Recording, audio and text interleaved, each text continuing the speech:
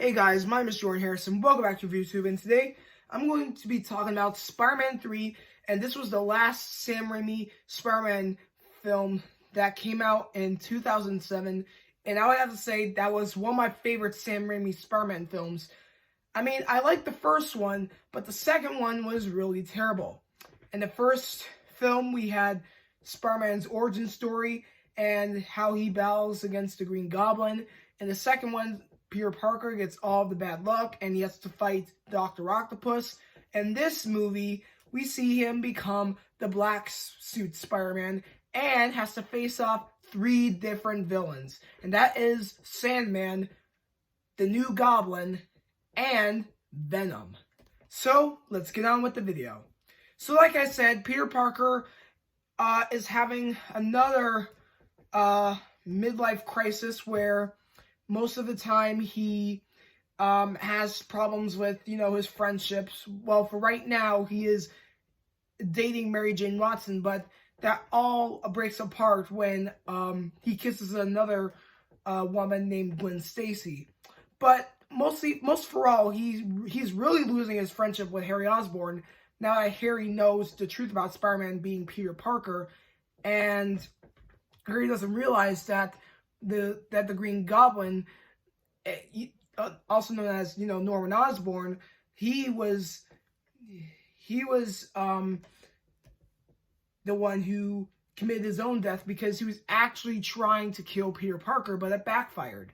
And really, Harry doesn't see the reality that Spider-Man wasn't the one who killed the Green Goblin. And Harry is going to take on his father's footsteps by being the next Green Goblin named the New Goblin.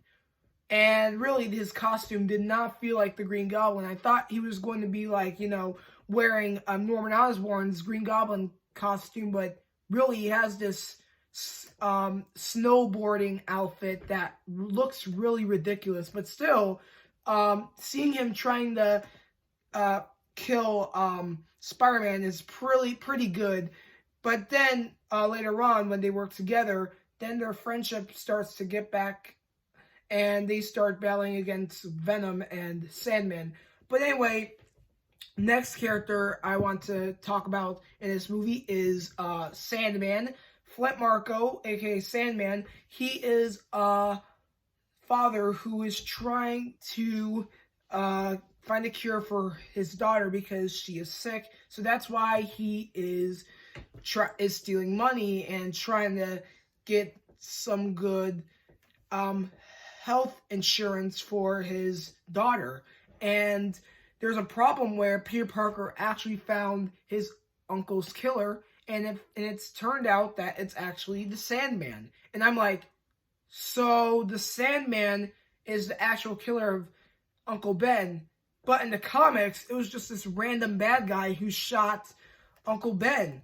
And that's it. It's like in the Batman comics, Bruce Wayne's parents were killed by a random bad guy. But in the 1989 Batman film, Jack Napier, aka the Joker, was the actual killer of Batman's parents. And I was like, this is a pretty interesting alternate reality that's going on. Which is, the same in this movie, because we just feel like that a random bad guy just killed the parents, but then the most notorious bad guy, like either the Joker or Green Goblin or, Sandman, they're the ones who actually killed, someone's beloved parents. And that's just pretty interesting to hear, but pretty odd in a way since it's not like the comics. But anyway, throughout this movie, it really does tie in who is the real villain and what is the whole point of this film. Is it Peter Parker's whole life going to end in some war against people that he cares about? Or is it just he's fighting his own self because he was wearing the Black Suit's outfit, which makes him, Black Suit Spider-Man, and that's the parasite outfit that he takes that makes him become pretty evil, having a twisted personality from being good to a bad person. But when he passes on to Eddie Brock. This makes Eddie Brock into one of the most notorious supervillains that we all know and love in the Spider-Man comics, Venom. Seeing Venom in the movie was incredible. And in 2018, we got to see Venom have his own movie, and most people said it was incredible, which I would have to agree. And this year, there's going to be a second Venom movie titled Venom, Let There Be Carnage, where we're finally going to see Venom going against the counterpart of the symbiote himself, Carnage, where Cletus Cassidy will take the red symbiote form and become Carnage. And I'm really excited to see that second Venom movie. But anyway, seeing Venom in the film, it just felt like you were reading a comic book with Spider-Man and Venom fighting each other, and you're just like, holy crap, this is one of the biggest moments of all time. We finally get to see Venom on the big screen. I mean, we got to see people like Sandman, we see Harry Osborn as the new Goblin, so now we have Venom on the big screen, and seeing his sharp teeth, long tongue, it's just so scary, but really cool. I just really enjoyed seeing that at a young age because, well,